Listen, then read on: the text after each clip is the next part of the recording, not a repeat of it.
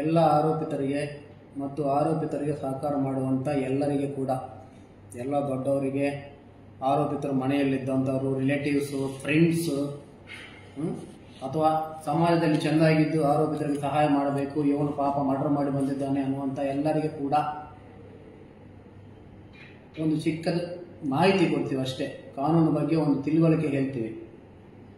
ಯಾವುದೇ ಅಪರಾಧ ಮಾಡಿದಂಥ ಯಾವನೇ ಆರೋಪಿ ಬಂದು ನಿಮ್ಮ ಮನೆಯಲ್ಲಿದ್ದಾನೆ, ನಾನು ಅವನ ಮನೆಯಲ್ಲಿ ಜಾಗೃತಿಯಾಗಿ ಇಟ್ಟುಕೊಳ್ತೀನಿ, ಅವನಿಗೊಂದು ಕಾರ್ ಕೊಡ್ತೀನಿ ಓಡೋಗ್ಲಿಕ್ಕೆ, ಇಲ್ಲ ಊಟ ಮಾಡೋಕ್ಕೆ ಊಟ ಕೊಡಿಸ್ತೀನಿ, ದುಡ್ಡು ಕೊಡ್ತೀನಿ, ಫೋನ್ ಕೊಡ್ತೀನಿ ಮಾತಾಡ್ಕೊಳ್ಳಿಕ್ಕೆ,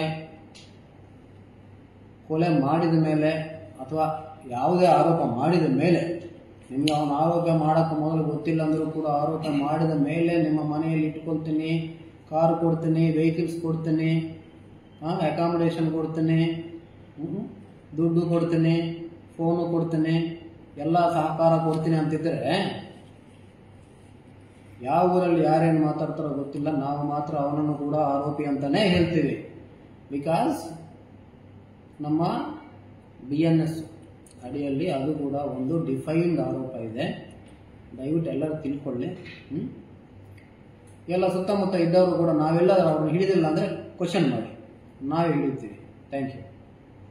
ಸನ್ಮಾರ್ಗ ನ್ಯೂಸ್ ಚಾನೆಲ್ನ ಕಾರ್ಯಕ್ರಮವನ್ನ ನಿಮ್ಮ ಗೆಳೆಯರಿಗೆ, ಸಂಬಂಧಿಕರಿಗೆ ಕಳಿಸಿಕೊಡಬೇಕು. ಅವರಲ್ಲೂ ಸಬ್ಸ್ಕ್ರೈಬ್ ಮಾಡುವಂತೆ ಹೇಳಬೇಕು. ನಿಮ್ಮ ಮನೆಯವರಲ್ಲೂ ಹೇಳಬೇಕು.